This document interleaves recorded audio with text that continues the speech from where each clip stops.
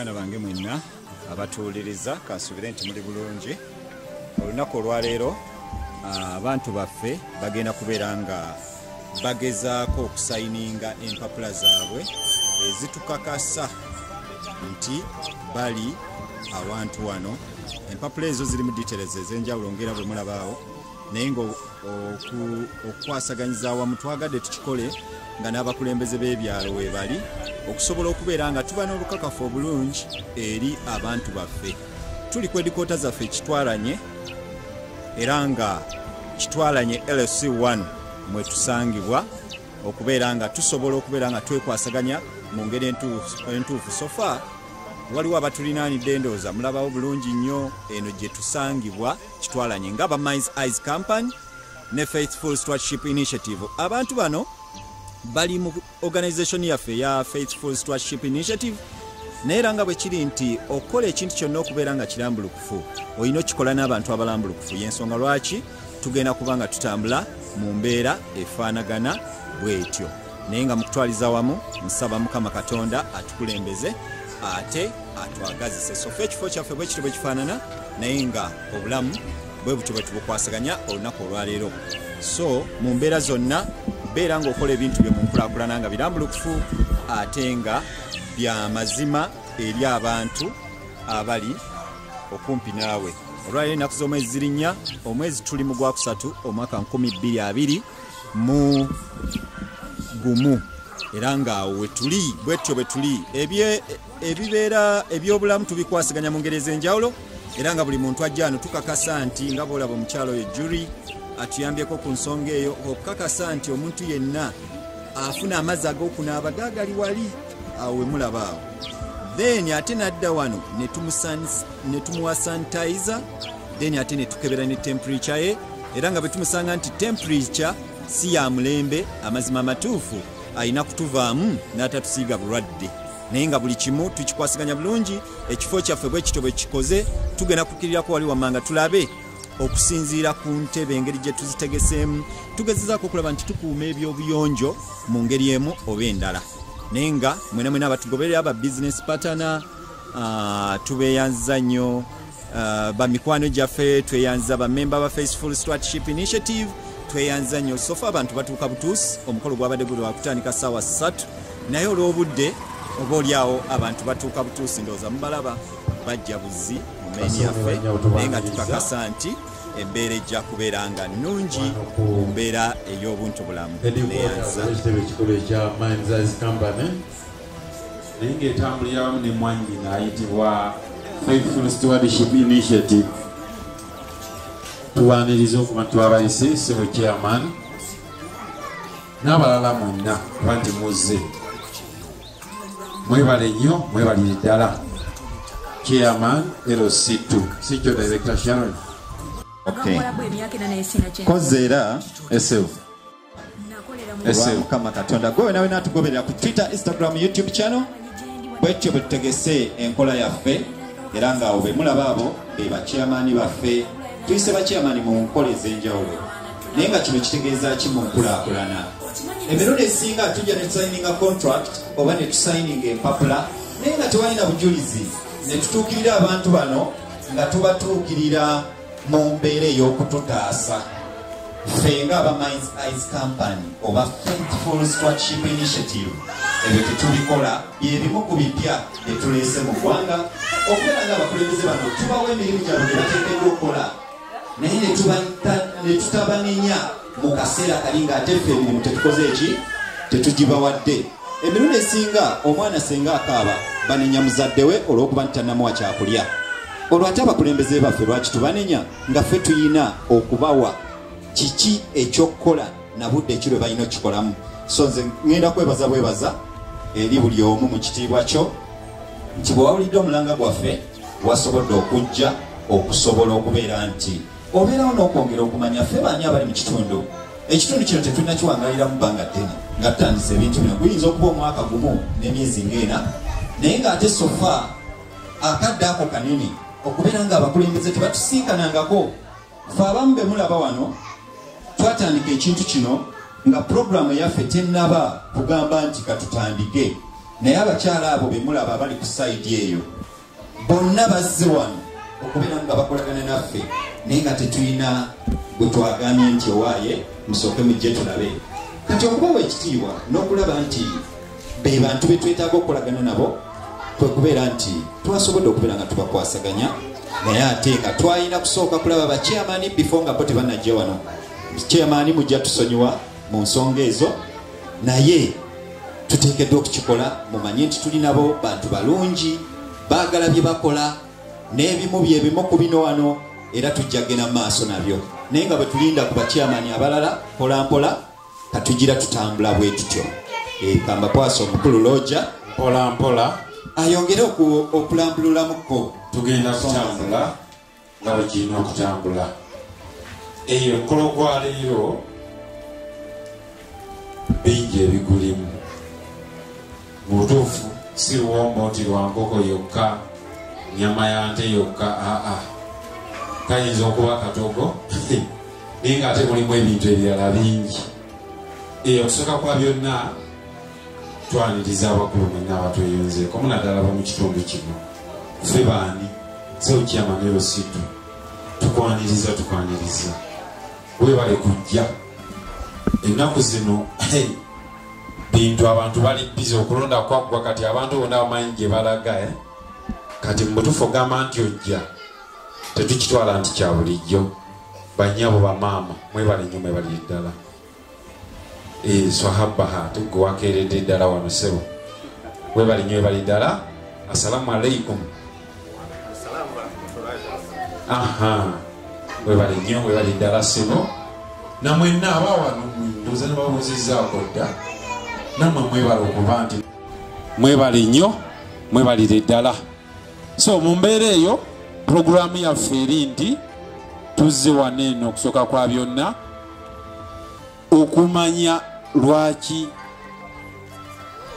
okumanya nti bane naffe mwe tuli mu kitundu muno naddala abo buyinza okutuwa nti bane mwe abantu abo we bali awo tebaliwo obubeezi nti tetubamanyi tulaba bulabe emmotoka nga zigendayo eyo baateekawo ne tenti no abakulembeze muba nti mubutuufu mukolaki mutumanya nti naffe mwe tuli waliwo omukolo ogw'abantu baffe okusayininga contracts oba endagaano zaffe ze balina naffe kino balabika balina ekibuuzo ekifaananyizibwa bwe kityo nnyo n'amaanyi kati entudde ombuuze kubuuze yesebo wasuze oti nasuze obulungi sebo wasuze oti Mr. Rogers Semanda nange wendi wano nze kati niweseeyanjula wamazidde okunyanjula namaze dda ekibuuzo ekisooka lwaki tuli wano ekyo nno kibuuzo lwaki tuli wano n'akabuuzo ajjako n'akabuuzo anzijeko enyavu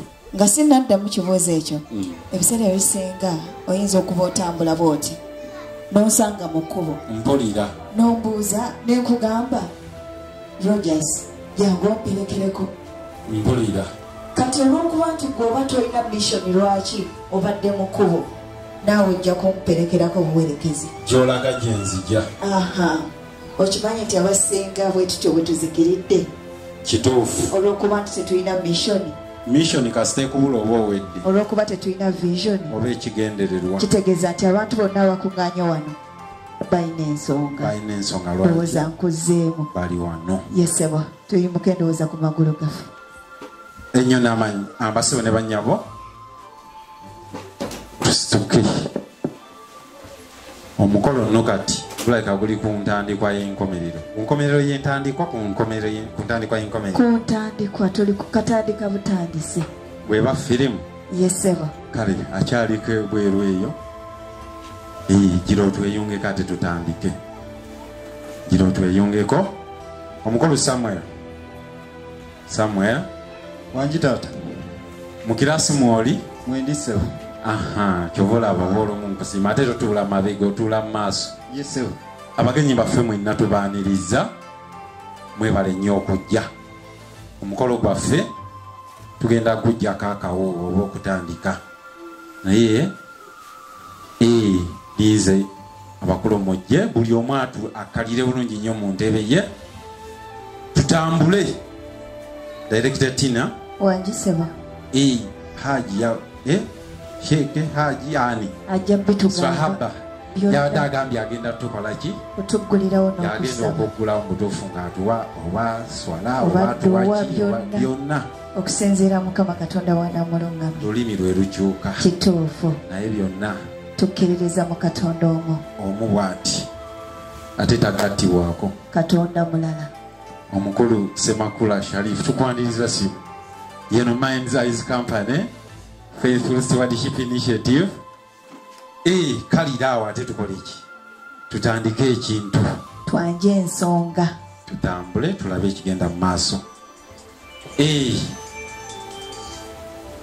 sebo sahaba tukusaba tukulembere mu nsaala eno buli omu wewombeekeko sebo ne bannyabo tweyombeekeko tudde eri Allah. Bismillahi rahmani rahim. Alhamdulillahi rabbil alamin. Ar-Rahman Rahim. Maliki yawmiddin. Iyyaka na'budu wa iyyaka nasta'in. Ihdina siratal mustaqim. Siratal ladzina an'amta alaihim ghayril maghdubi alaihim waladdallin. Amina. Amina. Amina. Buli omugamba amina. Olwo Luwarabu naye bitegeeza ki ekimu tubadde twebaza Katonda olwakadde kano kuba nti tuli wano n'okututambuza.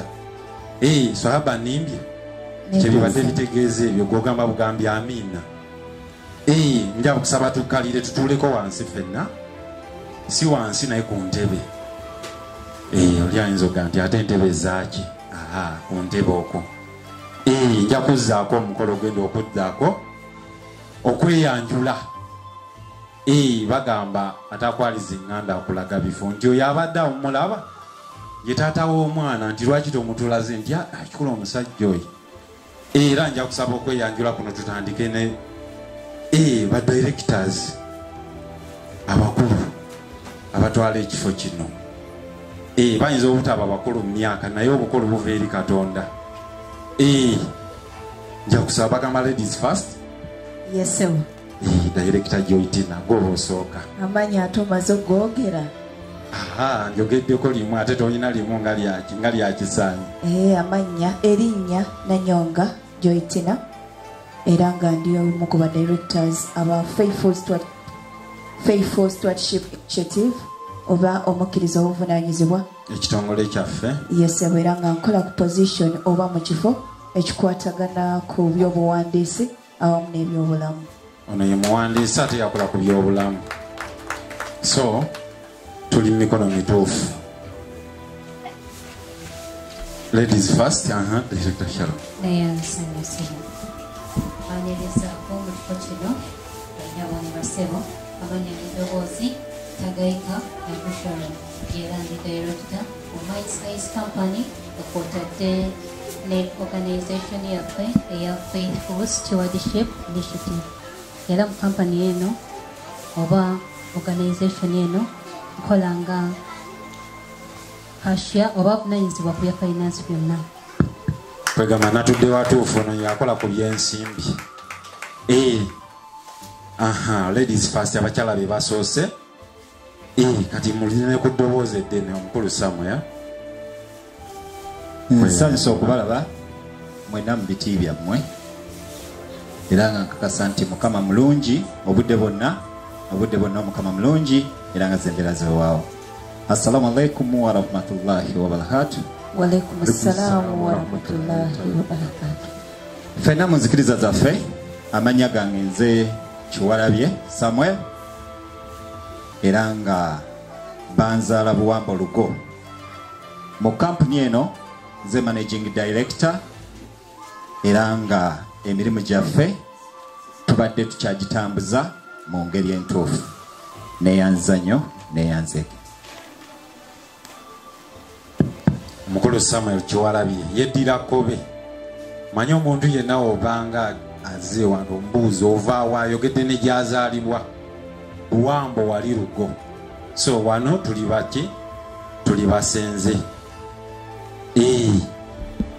Nja kusaba tuddemu okwanjula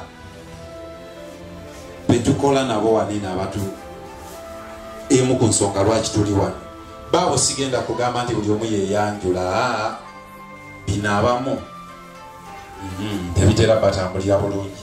Nja kubasaba mwenna abali mu tenti eyo muyimirireko abakulu bano.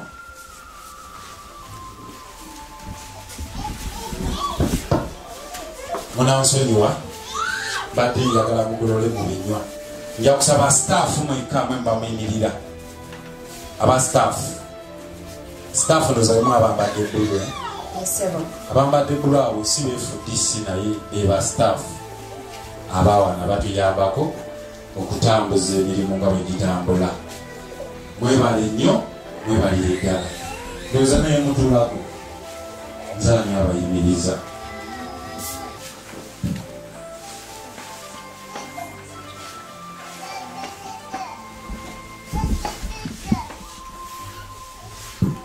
Nja kusaba nja Miriam.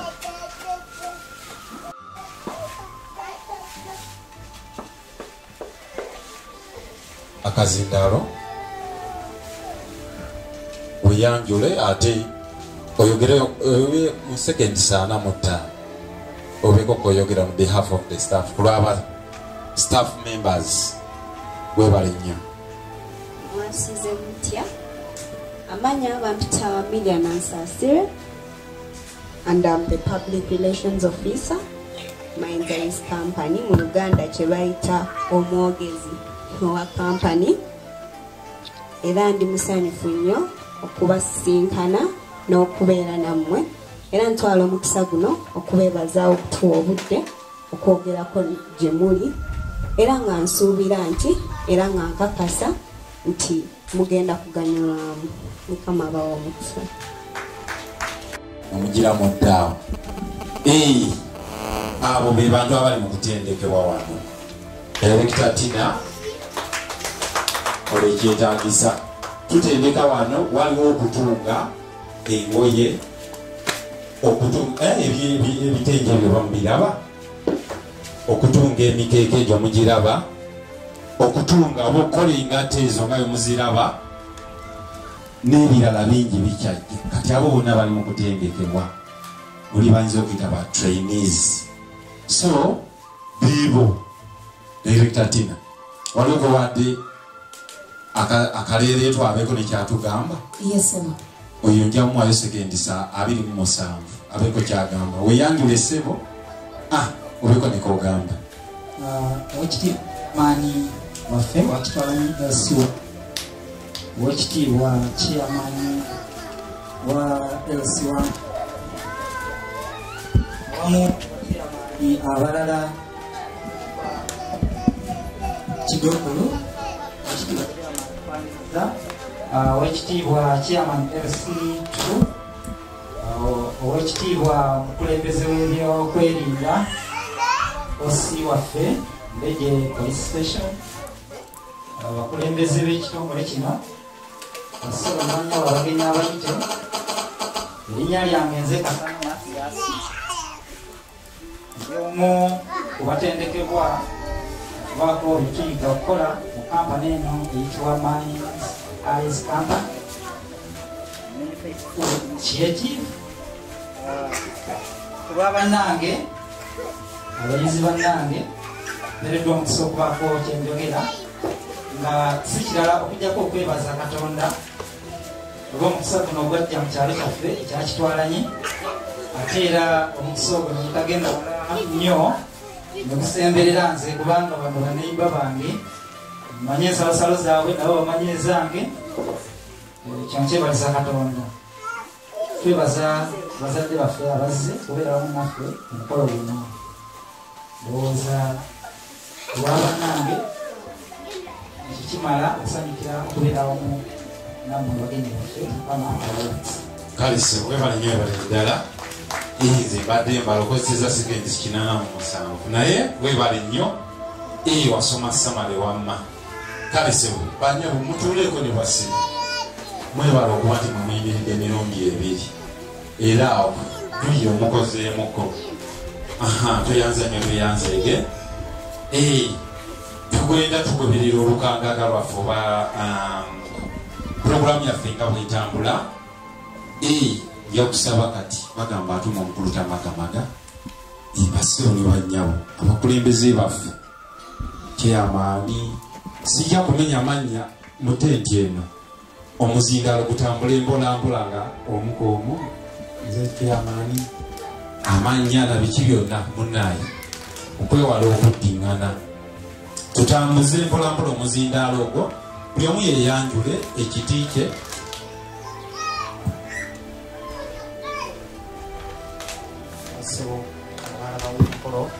sebo chairman onansonyiwa katono okulya ekirimi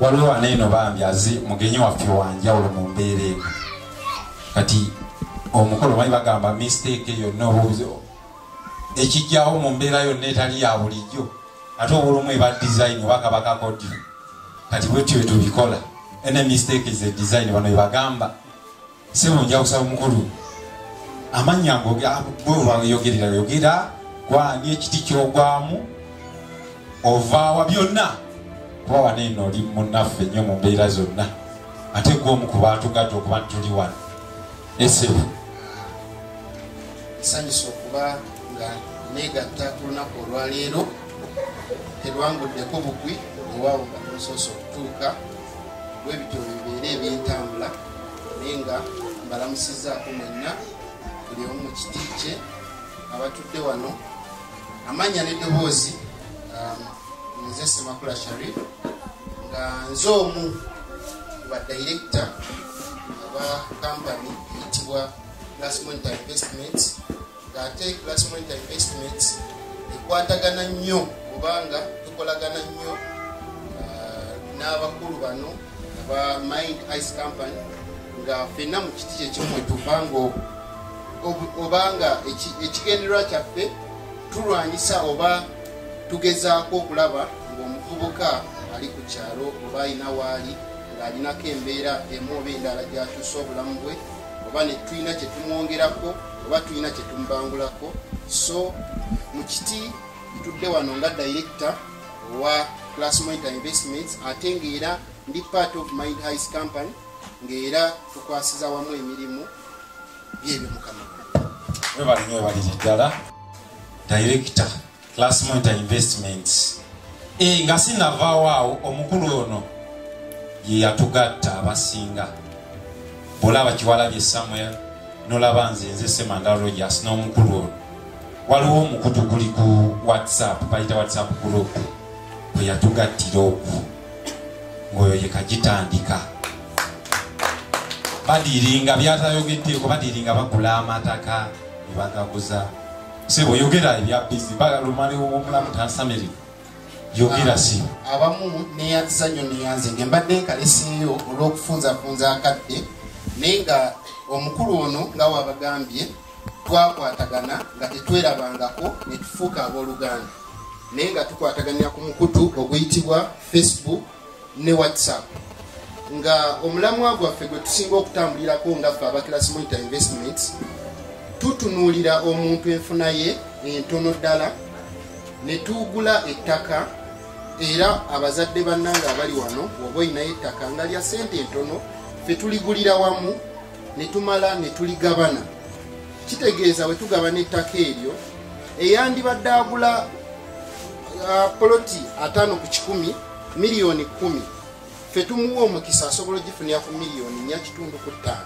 kisinzira ku kabenki ketukoze eki ketugiguze so ne tutandikawo omulimu ogwo era olwaleero abamu gwe gututuusizza wano okulaba nga gutusobola okutugatta ku bantu abangi ennyo abasingako ne wano era abantu abatukiririzaamu kuba byetukola byamazima byetukola kituufu ate nga ne waba muvubuka ali ku kyeyo eyo mu mawanga gemuwulira abamu ge basinga okutya tetugezaako okumubudaabuda era nga kyekiti kyetugwamu ne tumwagazisa kyakola ne tumwagazisa okubeera ebweru kubanga abamu abali wano bandyagadde okutambula okugenda ebweru kuba eri ensi yanjawulo tefaanana ng'eno ensi yaffe gyetukola ki gyetuwangaaliramu eri ebyayo byanjawulo tugezaako okubudaabuda okuteekateeka ne tukubuulira biki ebiri eyo na biki ebiri e Uganda byawukana bitya na mbeera ki gy'oyinza okubeeramu n'oba mugumiikiriza n'omanya ki ekyakutwala nakyo ekikuziza ate era n'ennwana nga nze okulaba nti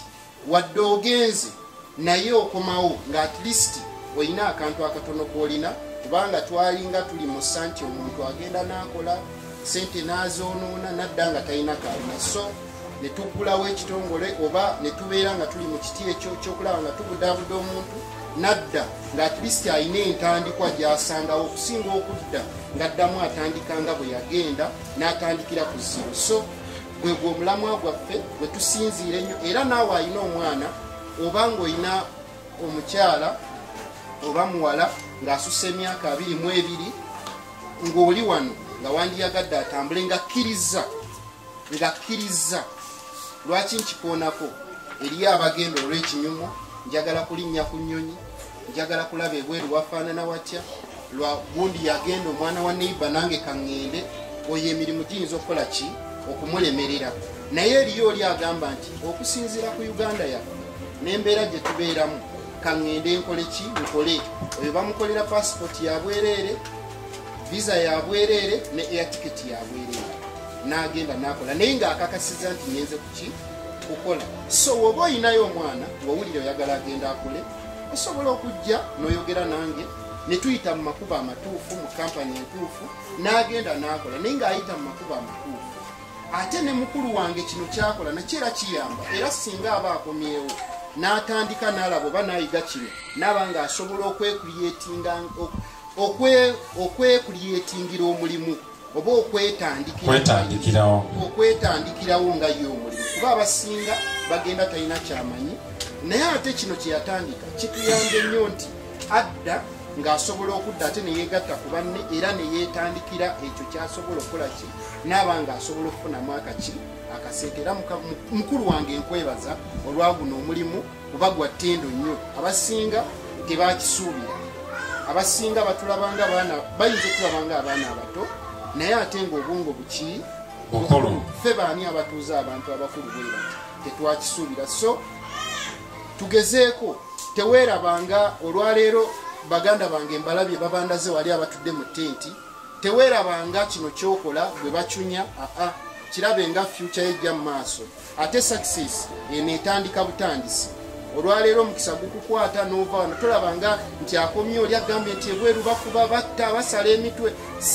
si yentuuko yo gwe tonnatuuka kufa era newoba otambula oyinza okuba nga otambula kanakabune kakukoona n'ogwa wansi n'okola ki n'ofa negenda otandika obulamu bavubuka bangi bakyusizza obulamu ffe tubanga makubo oli ayinza okugamba nti olaba ku muyembe ogwo gwolaba waggulu waliwo ffene n'agamba nze nsobola okuwalampa nga neesibyemu omu n'atuukayo oli nagamba nze nsobola okubuuka nenjijayo ki gwe n'omubuuza nti obuuka otya kitegeeza buli omu alina engeri gy'asobola okuwanulayo ki ffeno gwe lwaki weeteeka mu bigere by'oli agambye nti nze sisobola era sisobola walampa muti ogwo nti nze ndi mukyala sijja gulima osobola oyiyanga amagezi gokuba ffenna katonda yatutonda n'atuwa obwongo bwanjawulo buli omu alina entegera gy'alabamu ekintu olwaliro nyimiridde wano nyinza okulaba muzeeyo ono nga mulaba bulala ate naninaanye nga mulaba bulala eringa gwe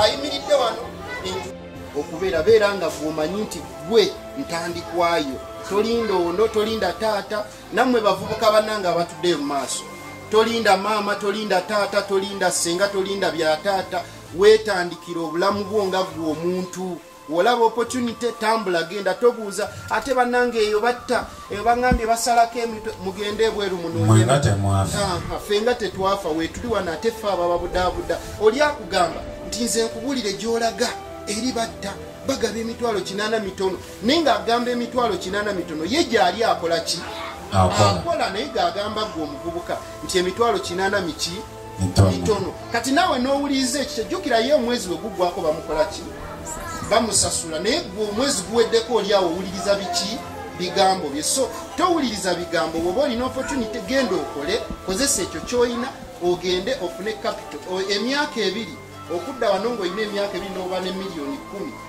ng'ogenza olina kyoyize misasamo yonoddaano nakkwatako nange nembanga nkukutteko toddanga buuli abasinga bakyusiza obulamu lwaffe baba tulabanga bakatonawe so byebye byange njagadde kuba tangaazamu katonda enjogera nizo nkugambye naye kekatona ako kekawadde era kabadde katono webale nnyo webalidde abamukulu oyo we munnakyagwe mukono eyo gyasibuka era ne ofiisi ze ziri awo mukono kulwebugerere kulwenabuti muza building awo so sigamba nti brief case gyatambuza ati wemusanga wali nkyogera musanga ku mwala so yembeera eyo webale nnyo sebo webalidde n'okujja wano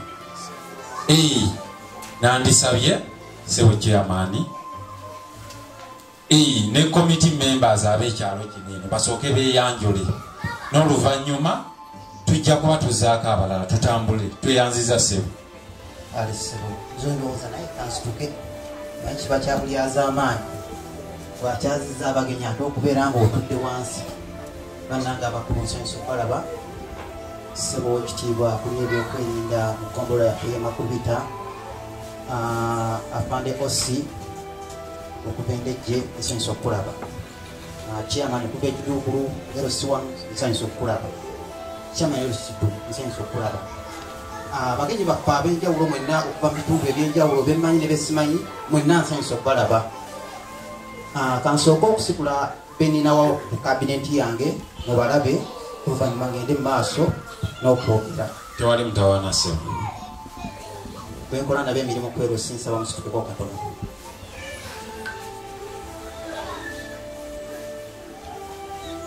abo be bakyaliwo abasajja embagubaggu oli ali ku saidi eri bajja kweyogerera naye kansooka embanjule oluvannyuma baneeyogerera oyo yatukwatira ekkalaamu ku kyalo kino oyo ye defensi omukulu ate oli defensi n'amuddako be bakulira ebyokwerinda mu kyalo muno singa abaawo embeera yonna eba ekyankalanye ne babatwala ewa maama ono maama n'abayigiriza empisa ye ali ku univesity gye bayigira empisa eyo singa abeera basiiwuuse badirekita baffe mwenna mwebala omulimu ogw'ettendo gwe mukozi mwebali nnyo mwebali ddala kubanga kino kitandisa okutuzzaamu amaanyi oba tuzzeemu amaanyi kiba kitegeeza nti abaana baffe oba bakyala baffe ababadde tebalina emirimu batandisa ogifuna era mbebaza abayizi mwenna abali mu kintu kino okubanga mufuddeyo kubanga abamu muli bantu bakulu mulina obuvunaanyizibwa naye okulabika nga obuvunaanyizibwa obutadde ebbali n'ojjoyiga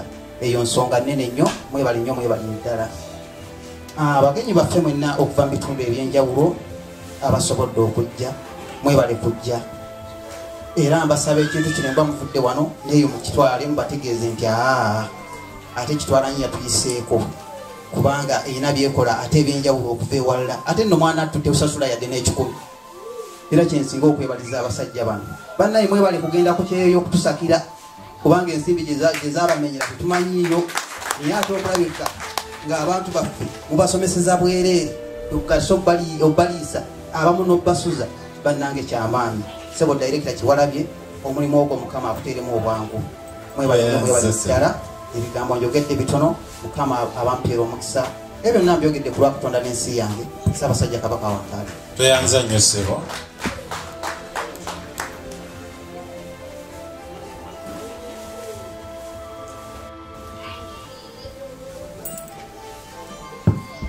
buli committee member kwoyogeddeko se batuulyeko erinnya lye katono egamba tumanyi ndabyewo abo aba defense babiri buli omu ayogere ku linnya n'ekifo kye tutambuze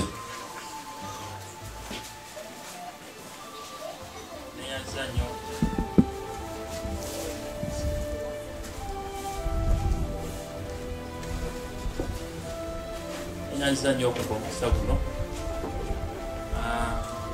abakulembeze bannange bujja ebyenjawulo mbaaniriza nnyo mu kifo kino kyentwala nga defense LC1 kitwala nnyo amannya Serugo Emmanuel era nga ntuula mu mutala guno wenyini kitwala nyi era nga nkola nga defense ku LC1 tweyanziza nnyo tweyanze gwosinze se akasembayo ese pozi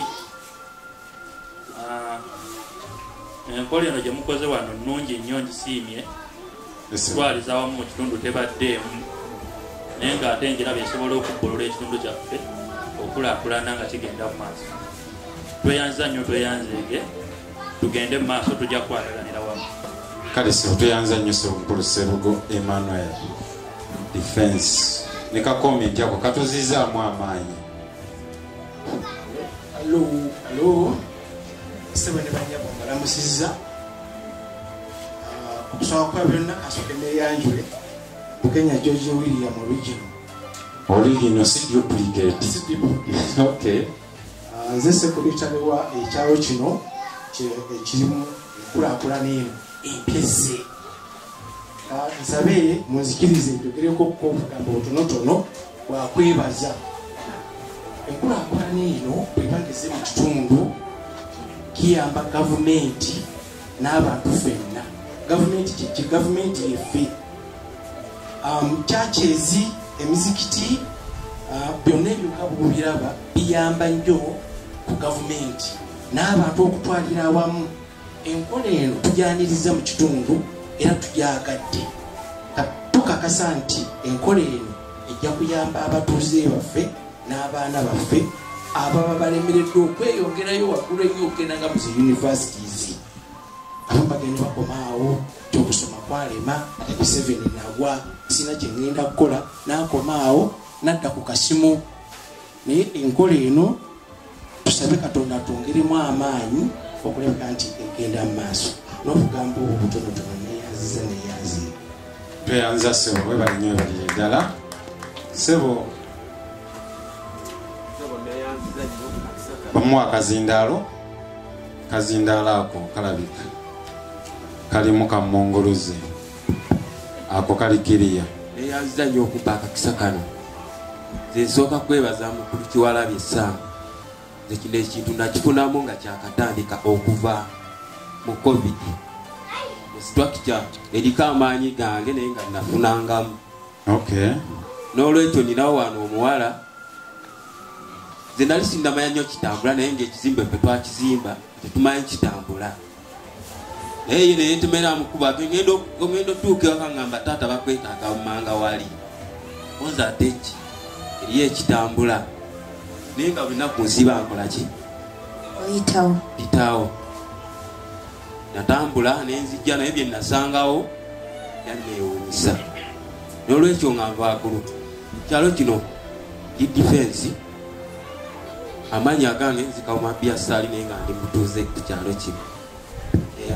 Tweyanza Sebo kawuma yeddira emmere ate oba muganda wa Kiwalabye muli mu kintu wakati temwagala akola ki aleeta kerere. Tweyanziige omuzindalo bagumpere Sebo chairman Situ oba naawe komiti yo eri simanyi bwetyo tugenda okutambula mpolampola naye nga mwenna tusiima obugumingiriza bwammwe Sebo. Erinnya lya Mukama yeebazibwe. Amiina. Kubange ndi musanyufu nnyo olwa omulimu guno gukolebwa mu kitundu kino. Amannya nno Kitaka Moses ge mannya gange ssentebe w'omuluka guno. Nsooka okwebaza wakansukinyaniriza bakadde bange taata Giso Sebo tusanyuse nnyo okulaba. Maama Osi tusanyuse okulaba. Ne bakulembeze bannange mwenna nsanyuse nnyo okubalaba. Kubanga ndi musanyufu olw'omulimu guno gwatandikwa mu kifo kino. Kubanga ssente bano bwe yajja okuntuukako nasitukiramu ne ŋŋamba sijja kukola kiwandiiko nga sinnaba kugenda kulaba kifo bwe kifaanana. Naye natuuka wano ne nenkyewuunya nnyo kubanga mu mazima ebbanga ddene nnyo nga sirabangamu bantu balinga bano. Ekyo kigwanamu obugalo. Mu mazima abantu bano Katonda yabaleeta olw'ekigendererwa. Naye ffe bennyini ffe tujja okwereta okukola ki obutafunamu. Kino mba waggulu nga nkubiriza abavubuka bonna nti ensi yaffe Uganda oba eggwanga lyaffe Uganda ligenze lifunda. Kati twetaaga tube nga tugaziya obwongo bwaffe nti ebibanja bye twali tulimirako edda abajjajjaffe naffe bye twali tulimirako kati bikyaliwo n'olwekyo tetulina okukola kwogera kutambula ku bwongo bwaffe okulaba nga tukola ki tuteekawo ekinaatuyamba mu biseera ebijja. Nasanyuka nnyo bwe nalaba bano nyinza okuba nga ate mukulu Kyewalabye ndowooza ye kojja wange kubanga abanza bakobe kale kaakati tuli mu kintu era kye nasooka okukola omwami Kyewalabye bambi Mukama akuwa omukisa ne banno ekintu kino kisingire ddala emirandira era nkukakasa nti mbakakasa tujja kugenda nga tutambula eggombolola yonna ekirungi ne mukama wange gisowaali era ekintu kino yakyagadde nnyo nti pabwe nalabye nange ku bbaluwa ye neŋŋamba kwanze ekitiibwa kigire mukama kubanga oyo bw'aba takitaddeeko mukono munnange kiba kigize eki kigaanyi. N'olwekyo ndi musanyufu nnyo olwa nkola yammwe abaana abato nga mmwe okubanga mwagaliza. Bangi balina ssente ziringa obwoya bw'ente, bangi balina ensimbe ziringa ki naye tebasobola kuteekawo kintu nga kino, naye Katonda yali waggulu ennyo abateekeko amafuta abawakabona koganya buli opusi yonna gye munaatuuka Mukama yaba bakulembera. Mukama abampera omukisa amanya kitaka Moses sente bwo mu luka guno.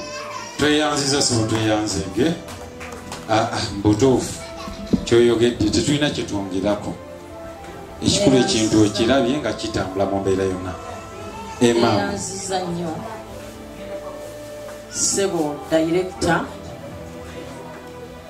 neyanziza nnyo omukisa guno gwe mumpadde. Giso Sebo tukwaniriza Osi ndowooza ne bwe nwana kati security eggulugulu Ssentebe LC1 bakulembeze bannange mwenna, abazadde mwenna tusanyusa okubalaba, n'abayizi mwebale kusoma. Ebigambo ngenda kwogera 2-3 naye ng'ebisinga mpulira bonna babyogedde. Banze Nnyombe buyo bwobwedda buli ayimirira asiima ndowooza nze Nnyombe tweyanziza tweyanzeege, naye ng'obubaka obwange bujja singa genda eri bayizi. Director, twebaza olunaku lwe mwebaka ne mulowooza ekintu kino, lunaku lukulu nnyo. Abayizi nebaza buli muyizi avuddeyo okuba mu kintu kino, nenebaza n'abazadde. Nze biseera ebisinga gyentera okwogera abasinga tebanjagala lwaki, naddala abaana kuba ebiseera ebisinga nakati natunudde dda wano kusinga ndaba bamaama bane mwebali nnyo, mwebalire ddala. Tetujja gamba nti bayise bamaama bokka, bamaama mufaayo nnyo, naye ng'ekituleeta okufaayo si kirala, tunyigirizibwa mbufumbo bwaffe eyo wansi, naye ng'ate era ekituleetera okunyigiriza musajja kasita amala okubussa ku mizaani n'akulaba nga n'omukeeka guli togusobola, amazima akulaba nti ati akyogenda n'ewammwe kola oti, naye bw'alaba nti omukeeka guli ojja gguluka osobola okufuna ezikutuusa e Masaka takumanyiira. Mukama mulungi olwaki. Era mbasaba abaana abawala tukitwale ng'ensonga, tuve ku buno obutuyimiriza. Bukuyimiriza ne bikugamba ebigambo mutwalo, ne bukutegeeza n'okugulira ennyonyi ne kitaawe gy'atayina, naye ng'akujja ku mulamwa, omulamwa gwe guno. Ebiseera ebisinga obungi kati ng'omukulembeze esangi gyogedde, naye ekisaakize ngenda ndaba kati gye bujja emyaka ng'eno oba 5 mu maaso n'obufumbo tujja kuba na butono. Lwaki? Abantu abasinga oba abaana baffe bonna tubatadde embino, tojja kukuba mpibbiri gwe omwami ng'amagezi yagajja ekitwalanyi ku ssomero wano ng'asobola okwekolera engatto n'omulaba, era ajja kufuna omuzigo ogwegamba eti obwongo bwange mutwe mwebuli, naye lwambeera abambi ze batunyigiriza. abaana abawala abali wano mukuutire nnyo atazze mu kintu kino. Kino ekintu kikulu nnyo mpaka myaka gyo 8 oba 9 nga n'omuzzukulu ogenda kumuyita atuula omulagirire bwe batunga engatto naye nga muli wakaawa naye nga bwongo bw'otambula nabwo. Tusoma ne tuweerera abaana mpaka ku yunivasite naye kyansiza emikisa mitono. Amabaluwa tuba nago ne gabeerayo eyo naye ng'emikisa egy'emirimu mitono. Naye bw'oba olina guno gw'omukisa ogugwo weeguli ofuna bufunyi nsansa nga gw'okakkalabya mukeeka gwo zigusanga awo. Ow'ebbaluwa akyaliyo naye eri alinda mulimu ate egitakyali myangu. Bane bamaama mwebale nnyo okulwanirira abaana. Tuweerera ayigeko oluzungu olunaamutwala ku kino olutono naye ng'okusinga tuteeka abaana mu bino eby'omutwe. Amannya n'eddoboozi. Nze Nakachwa Saafiina Nantebe Kiduukulwero C1 n'erya Naalongo kweriri n'enteekako n'oli omwami wange Sulaimaani Kanaakulya. Era nga mu kintu kino nze nkisanyukidde nnyo ngenda kukola omulanga gw'amaanyi nnyo n'okuba nga tulaba nga tufuna abayizi. Nange kamwa koogera ndi muzadde ayinayokko ku dazini 2 suubira okunyamba mu kintu kino. Ddala olina alongo neeyanziza nnyo neeyanzeege mukama abongera omukisa. yazinye 2 tweyanziza tweyanzeege Naalongo Nakachwa kitegeeza mbutuufu bwe gulita bali buloba wangabi kati ate abonze bebamba ku bbeeri. Tulaba naffe tuli mu kintu wamaze dda buli omu yeeragana kyali nakyo era n'embeera erabika ali mu kintu tabula. Buli omu yeeraga kyali nakyo. Wabodaboda omanyi kyeyeeraga nakyo kiba kikooti kye ate ebiseera ebisinga kiba kiddugala. Kiba kyabbeeyi ekanzu tesala ndongo n'akamu n'akeddagala. Tweyanziza tweyanzeege basewo ne bannyabe ebyo byonna bibeeramu. Ebyo byonna bibeeramu. Nyabo tweyanziza nnyo tweyanzeege. Nja kusaba nyabo afande Osi obeeko obugambo bw'otugamba introduction byonna gw'otwala wano byonna mbutuufu fe okulabako tuwulidde essanyu lyotayinza kugamba. We are so happy and glad to see you. Weebale nnyo weebale eddala nyabo.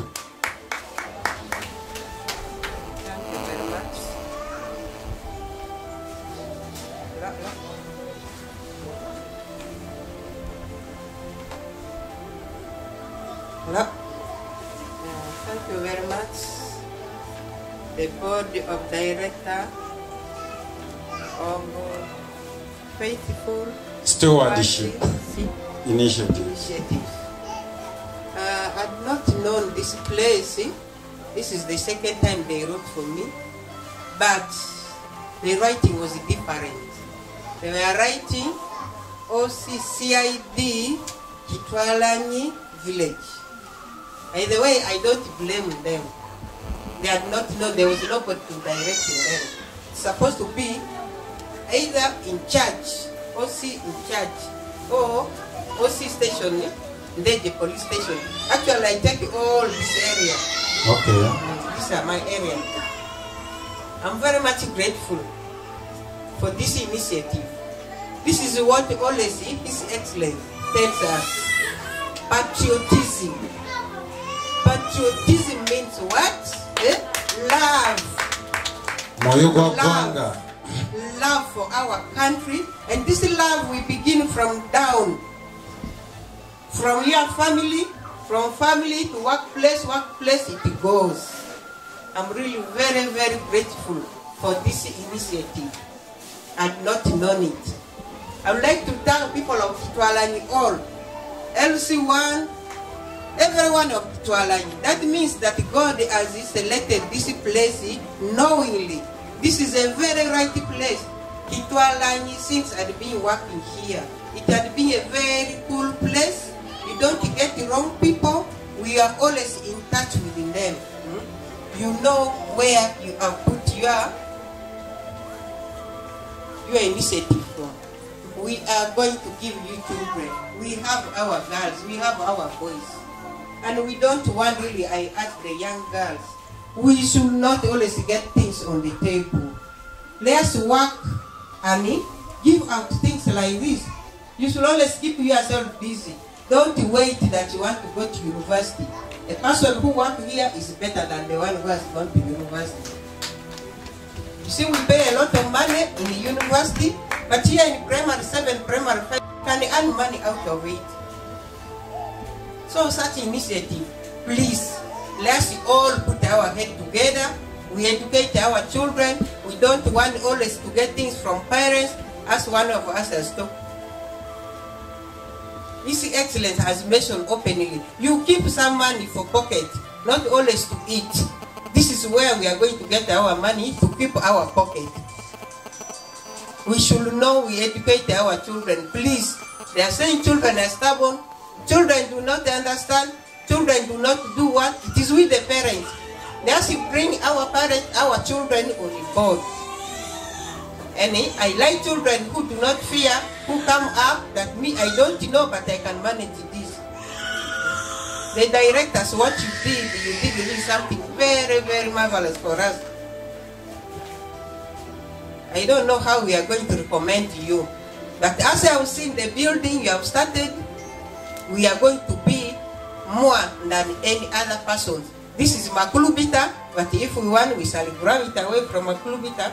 It will become Ndeje because of good work you are doing. I want us to be too cooperative. Let us be too cooperative. Let us not frustrate these directors with our children. We give hands, as one said, whether we get Matoke one, we give. Whether we get what, we give. So that we bring up our what? Our initiative. It will reach very far. My last word is to thank the directors, to thank the government for giving you this initiative, and for giving also government initiative. It is not only one hand to give. This one gives, the other one gives. So that when we put together, we shall be okay. Security-wise, you don't be worried. There is no problem. You are safe. Thank you very much. You're welcome, Afandi. Thank you so much. Actually, we are about to ask about security. Hey, Afandi, names. I'm sorry. I'm ASP Masadio Nasta, Osindeje Police Station. I'm very sorry. Thank you so much. Most welcome. ASP stands for Assistant Superintendent of Police. Thank you so much. Indeed, we are grateful for honoring our invitation. Thank you so much. Ayogedde bingi bumademu okwagala ensi, abakyala abawala mulemu okuddeyo nti olinda musajja. Beerako n'akantu akakukuukola. Kuyinga gwe ekikumi ky'olina kisinga emitwalo 10 oba obukadde bbaawo bw'alina. Baako ne byokola bino biyamba gwe teriyo gw'oyamba. Osobola okuba nti osobola okwoyamba n'okwetaasa saako n'abalala bazadde bo n'abaani. Mu bumpimpi byo byabadde ayogerako. Ekyalo kino kirungi kiri mu makulubita naye mbutuufu okusinziira ku bino ebigenda mu maaso kyandiziddwa Ndejje. So ebigambo bibadde bingi nnyo naye bagamba akuddira mu luyimba taluwoomya. Thank you so much, Afande, and we shall always come for your assistance in case it falls due. Yeah. So security wise, Director Tin, I think now we are done with it. Security is guaranteed. So ebyokwerinda awe tuli tukolaki? Tuli banywevu. Tuli wagumu ng'akolaki? Ng'asula wansi. Anti oba teweeraliikirira kugwa. Tweyanzeege. Nno tutambula buli muntu ekya time yakitegedde bulungi nnyo. Tubuza eddakiika ntono nnyo tuve wano. Nja kusaba omukulu Giso. Giso abeera Gombola Security Officer. Sebo otubuulire. Obeeko ne kootugamba ate n'okumanya tweyanziza nnyo sebo tweyanziike.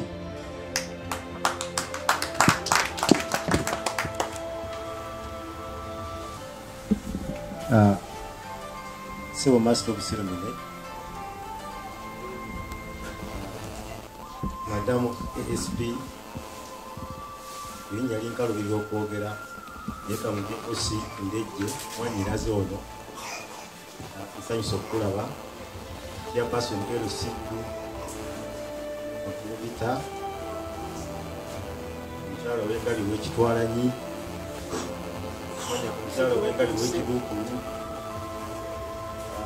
mutabani wange oli mutabani wange Baseke Edward, badirectors b'ekitongole kino n'abatuuze b'ekitundu kino. Nsanyusa okubalaba enkya leero. Naye mwe temuli basanyufu nga nze. Nze musanyufu okusingawo. Kubanga ekitongole kino nakakimanyira Festa Sukanya. Bwe banimba ekiwalabi emujulizi Tina waali Nabyonga n'omulala we bali abawala. Nanyonga Tina ne Nako Sharon. Nakakimanya Festa Sukanya. Naye bwe nalaba abavubuka kuba bonna batabani bange abavubuka bankwata omubabi. Nandaba kibaliza okuteeka wano betuyanira ebbanga lyonna makulu naye nga tuteka okwegattako okulabanga initiative eyo tekola ki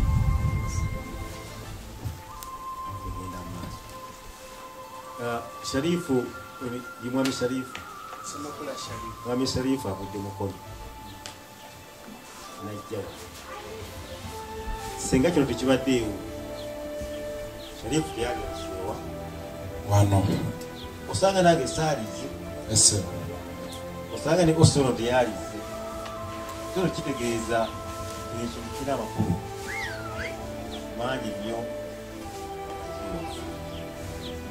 bali nyawe okubasaba okusookerera abatuuze b'ekitwalanyi ebiwukulu ebyalo biribanyewo wali pulojekiti eno ng'ekintu ekyomuwendo okulaba nti kujasa ekitundu kino.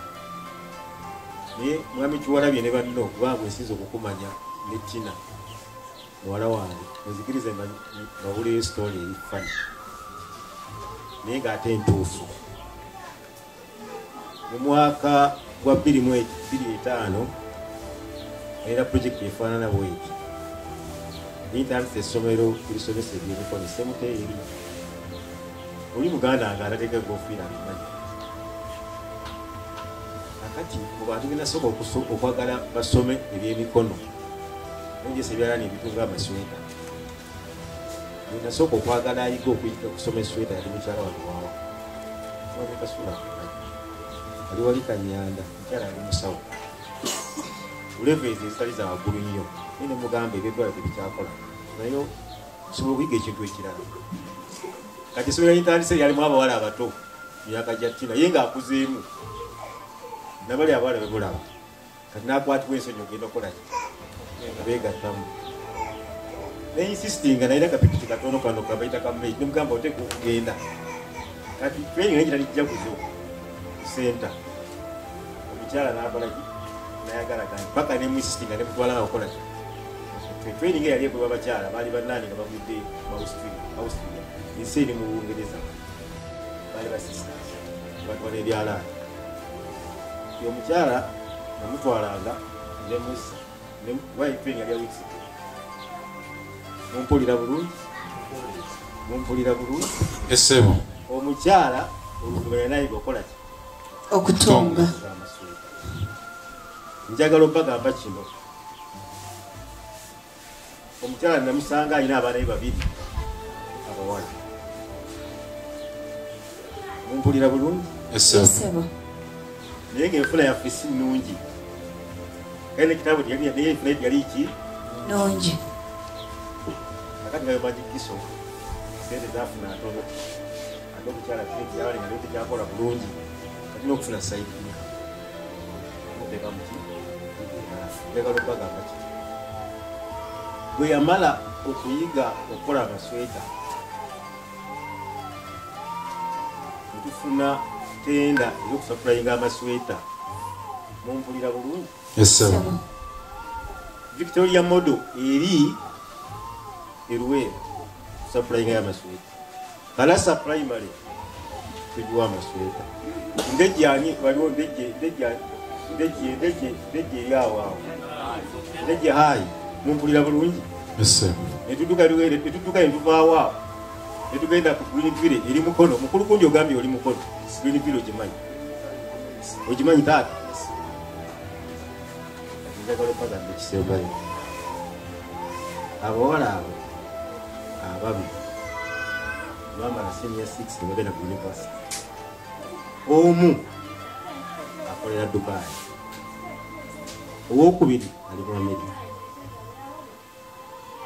Mumpulira bulungi. Yes sir. Because of buli kintu kyolaba nga kisoboka tukinyooma kati abaana bakisuza obulamu bwaffe olwokubanga omukyala amugamba kyusaako engejikaki mumpulira bulungi ekyansi zze wano walaye we yazze netina ne bagamba ti ekintu kino kiri wano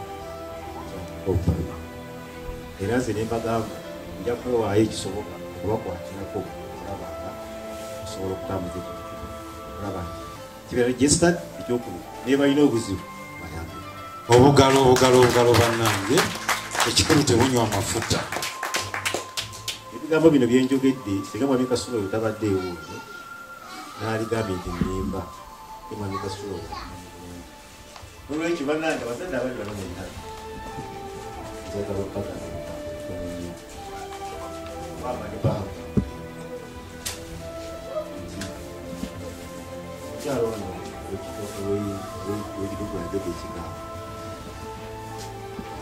abantu abajwala batera okukola enfumba obukendi sinanga kitumubana naye nze kyemmanyi nebona oba okuwala n'omukyalo okola pulaani enatandika empya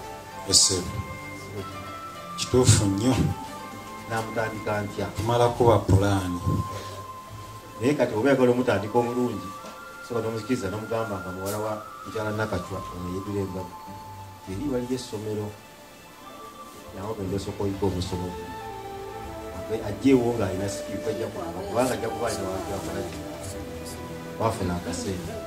Ekyokubiri lwaki pointi eyo ngireese njagalako ekyokujogerako bwe ekintu kyonna ekitandika kibeeramu ekyokusoomooza. Mwami Sharifu wali ogenzeko mu nsi eki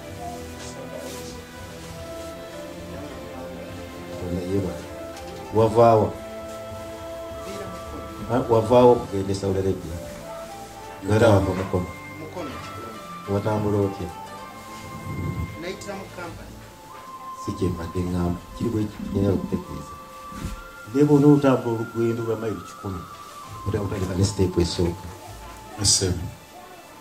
nobona ogenda kulinnya nnyonyi era toibuka bubuusi otandika na siteepu ki eyokubiri nolwekyo njagala obagamba development bwekyo bweri buli kintu kirina kutambula mpolampola so entandiko erina kubeera yaki yampolampola opapa ennyo oduka emisinde emiyitirivu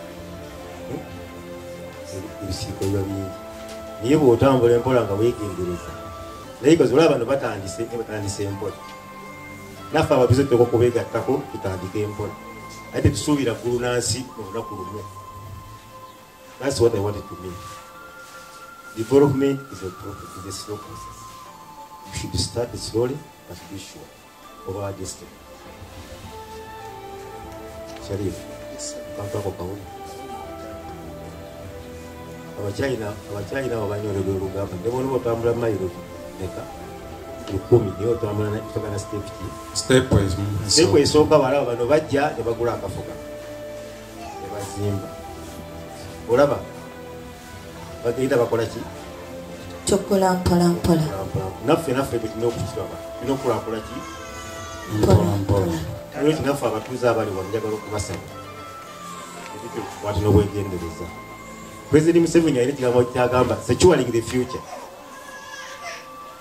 ogisecurinze otya olina kyokola awakaawo oba awala wonna okweyongera okufunamu akasente kwaki ekiri important bana abaana kye baleese ebigambo ebitonotono kye baleese nti tufune ka side income akasobola okutuyamba okutuyimirizaawo ng'oteekebera bye tukola siwe kiri mukulu kiwalabye otunuulira ekigambo ekyo banalina amakulu gaakyo abatuuze baffe abali wano mukitwale nga omukisa oguzze mu ddungu kwedungu tebeera mu mikisa mingi wabeera amazzi wabeera omukisa naye kyemukikirize nti kati omukisa guzze mu ddungu katonda atuyambe badirectors mbadde njagala okubasaba yesebo okedde ebigambo bingi nabadde esoma wano ku gundi yammwe nife nga bakulembeze begomba bino makulu bita ate njogera ni John ne RDC wadde omukyala yawadde mu kampani fimu yazze okundaba RDC nabadde muwa brief nawadde sub county chief ogamba tujja kubaako wano tujja kufuna tayimu endala musobole okutambulira ku bigere sende ku district bali basobole okubako nolwekyo kijja kutuyamba nnyo programu ene efune exposure kiri wano eri wano ebimu sibumanyi bw'amateeka ne district egimanyi ate abali basobola okuvaayo bajje balabe byetukolawo sebo njagala okubasaba ekyo mukitwale ng'ensonga erikuba ennyo n'ekisembayo omukyalo ono wa poliisi amaziwa tukoze naye emyaka 10 genda kuwera 15 tebamukyusa wano endejje kubanga akola bulungi oluganda alumanyi bakuba talwogera oluganda alumanyi bakuba talwogera so njagala kumusaba nti ayambe makulu bita sabukawuti kubanga ye ku level kwali esakozi kwera ku police station era kubanga ina abasirikale taziba 20 naye kati tulina obuzibu bwa poliisi naye kati makulu bita police post ina abasirikale babiri okiraba nti tulina obuzibu maama ono alina okukwasiza ekitundu kino naye kyebali yala kumusaba to do a diligence the system makulu bita police post to reinforce them because they now manpower otherwise zibe kirina so kigamba ku bakama abo ne balaba nti kituyamba basebo ne banyabo nkiriza ndi bereko kitolina okutekulya bigenda mu ggwanga kubanga abantu abakuŋŋaanye wano sooka okubebaza okulonda obulungi ebe mwalonda kuba yali ndowooza naye tekyembasaba kyekimu mukume mukyala badayogera ku peace kubanga endowooza y'omutima gimujjamu ariko kyagala si kyenjagala mukyala nakati alina bawusulaibani omusajja muwanvu alina omukyala wange yekalanga ono naye ateizire mungi ate atabanga akasala akaberere kigera bulungi atigire ofuzi wekikubiri oyina kukolanga akasala akabereberye nawe oyina bakasala akabereberye oyina kukolanga akasala akabereberye nyenze nga wabugambi tukuuma emirembe yagalire mudenge gavumenti kusekera kola eyaleeta olwekyo saala kunenya muntu era nga kirenze bagalabaga okuuma emirembe ate era mukolere emirembe mukole ne future okulaba nti ensi eno esigala nga gyagala kufe ekisinga obu ekyatugera gagera givaamu ye tukolere eki emirembe badirectors mukulu kiwalabye ye taata njagala n'obuwombeefu baabaana batusobozezza yesebo tonke signpost baffe wali ku luguudo wali neyanzanya sebo neyanzanya oli wabajja yesebo omanyi sali abazungu bagamba the first cut is the deepest kati omuntu wajja wali nalaba ekipande wali yesebo ate kogenda ngererowooza takyame waliyo ki next time to think about it nsaba kubuuzaako kati abakulembeze bonna abasinga wano we bali siyina mateeka gemba mmenye ne bwe bubanca nenteekawo ekipande ekiraga omulimu guno seboze nkugamba neyanza mukama wange neyanzeege seboze nkugamba banyabo ba director ne basebo batukkiriza tuteekewo wali shine post already twagaano gisaawo lwa nsonga abakulembeze tubadde tetunnabayita tugezeeko okulaba nti ebintu bino tubibagamba bwe tubanga tusaanidde tusobole okubeera nti tutandika okulanga ekintu kyaffe neyanzanyo neyanzeeko banyagala okugamba ye taata gavumenti esookerwako wano yesebo ye mwami Baseko mwami Baseko ye pulezidenti waffe wano bwawandiika nti bano bali wano yesebo kosi polisi anogambye yes nange njagenda abalabe bwawandiika nti bali wano kisogamba webali yesebo nobojja ewaayi ngaoyita wandise manya toliiwo yesebo ondegedde bulungi yesebo nokubatandisa akaduuka okukuba atekawo sayini post tiwatundawo ebinyeebwa nekyalo oba ondegedde bulungi tiri akuvunaana kubanga alaga ti bizinesi alaga bizinesi yesebo naffe tuteeke wali ekipande kyaffe yesebo ebigambo ebinene nnyo yesebo ondegedde bulungi kutegedde ate bisomooleza nateka ekifaananyi ky'omukyalo yetaata ng'atuunga manya ng'akola engatte tweyanza ndegedde bulungi omuntu ajja kubeera wakati naye ne makubita bakolayo bino yesebo naye watusegula eva eno yesebo kira mukwano Yetaata. ewali yesebo yesebo ekiraga nti weewaawo sagale kusomooza nti tokirabanga oba bibadde Yesebo. kyetagisakulaga tukyetagira ddala weewaawo tweyanzanyo tweyanzeeko oza njala kusemba ebigambo byange ebyo njagala okubagaliza emirembe njagala okubagaliza okukola nkolidde bulungi yesebo okusibalabye wano oyinza okuba olinamu ennugu lwaki tekyatakidde naye kakisooke kitandikire wano aba wano bakimanye kyeyongereko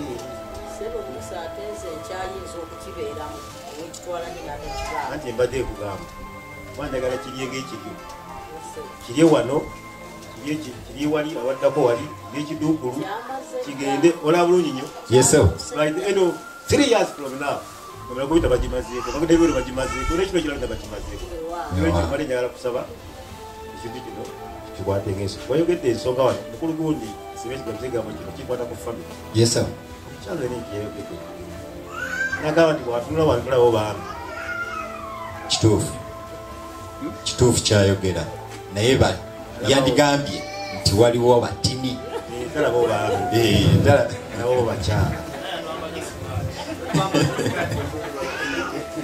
kituufu kyeyayogedde naye kyabadde kikyamu nange kyakuteka mu babiro naye nekintu kyenatunulira munange yesebo kansebyeyo kano shalifu yetaata temuseka oli musiraamu mwana musiraamu mwaka gwa 82 nali nsoma siniya tu gwaito nebakugamba kituufu twali twakadduka olutalo nayitira wano kubigere nengende kombo neminya takisi nentwala ekyambogo enasome akati ole mwemba mwita mwami lukwago yasomesa nagulukalitya nolukuba nti kitange yali musajja musebe nga junior staff ekyambogo kati gwali abaana 12 alina abakyala babiri naye nga alina enyumba yabiziga eri ati neinkamu eno yali emaze okubononekera waffe era bwena bwayinoneka mubimanyi kati omusomesa olagamba ti ojjanga nokola kuki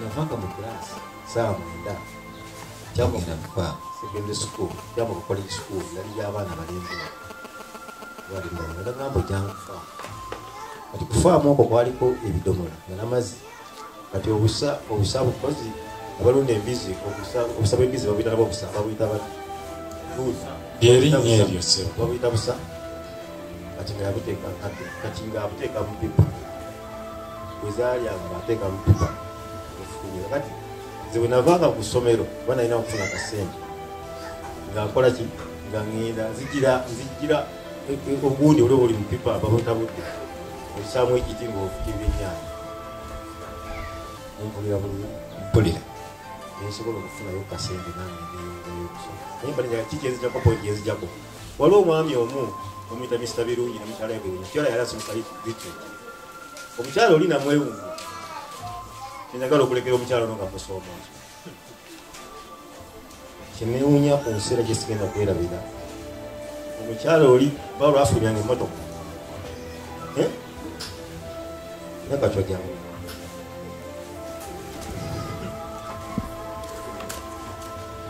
bafunjaga emotoka bwati kaina masisinga okusabire naye tewabakebedde kamawulire yetaata ekyewunyisa omukyala yagwanga bba mu fuba ekifuba sikyange naye kankiwemulamu mulabe era bayibayidadi emotoka yalinga esimba bwe tusakulabiri ngaakomyewo omukyala ngabba ku motoka welcome back dad nze yava mukyala esinga ensinga ate eno mpya erimu abaagala na bwe bati nanaawo gyewungi mukyala nakacwa waliwo abaakomyewo abantu sasire mubeere bulungi weewaawo tweyanzenyo iso neyanza nnyo neyanzeege naye ssebo mukama wange nzebyo byenkolera ddala oba emyaka nakafumba emyaka 40 sinobanga kate sirowooza nti ndinoba okuleka allah nga yanzijuludde naye nga nafumbirwa nina emyaka 10 n'egyo era emyaka aga bano bamumanyi omwami wange weewaawo naye sinobanga ku mukama mulungi plan your future with us mbadde nkomyawo naye kankimaleyo weewaawo kankimaleyo lwa nsonga wabeerawo okwagala mu maka n'okukkaanya ebintu byanguwa yeseba 30 kati singa tugenda emyaka 5 mu maaso kijja kuba kinene so ebintu ebyo tubyetaaga in case of anything banayi batutemyeko waneno weetuli ekirala madamu afande oye yatuwadde dda nti in case of asking oba tulina permission gye twetaaga oba reach out genda mu communities masomero baki permission ndowooza tewaabengawo obuzibu bwonna in case mu kitundu kino kuba tutandikira wano so that we can go to other areas so n'emikisa emirala gyonna omukulu baseke gwoba olinako olabyewo nti bagaba emmere wano weetuli ebintu ebyo byonna byabwereere unewezibanga ndokwa tulina ettaka lyetugenda osimbamu ebintu ndokwa anything any government assistant really tujaniriza oba obuyambi bwonna ova mu government tubukolaki tubwaniriza so okwo kwe kubadde nga bagamba omulwadde teyerabira kusinda so naffe tubadde tulina okusinda ng'ate abasawo tobalabawo waneeno so tetujja kubandaalawo okwo kwe kulinga okusaba kwaffe n'engeri yonna eyinza okuba nti tuyambibwa basebo ba defense bandi mututaase waneeno ebintu ebyamaanyi bingi nnyo ebikyajja wano bantu bwe tuba tulina kyetwetaaze mu ngeri y'ebyokwerinda oba bukuumi mutuyambe buyambi tetufukamidde naye tubasaba mutuyambe buyambi mu mbeera eyo naddala obudde obwekiro mutuweerezeekokko kubalawunakokko ku kitundu n'okukuuma abaana baffe abasulira ddala wano okubeera nti bali safe nga ffe tuyinawo obukuumi bwe tuteekawo naye ate bwe twegattibwako kiba kigenda kubeera nga kituweesa ekitiibwa tweyanza nnyo tweyanzege tugenda ku item ndowooza eringa eddirira esembayo ekiringa ekiddirira ekisembayo tugenda kufunayo ku bigambo okuva eri omukulu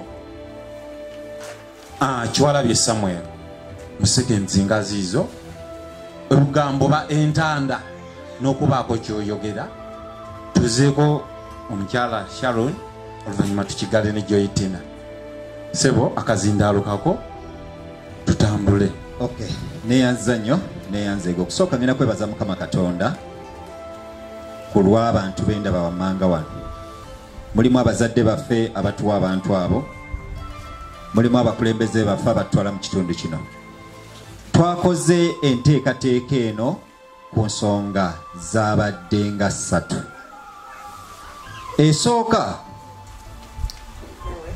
kwe kubeera nti tuvaayo mu butongole tubeeyanjulire ffe baani era nsuubira nti ekyo mututegedde ffe baani alina ekibuuzo ndi Kazindaalo asobola okukimbuuza naye bw'ebanga teri ensonga ey'okubiri kwe kulaga abaana bano abajja gye tuli nti naffe tuli wano naye tuyina abatukulembera era betuwuliriza era abamanyi okutusinga ate nga tuli beetegefu okubawuliriza.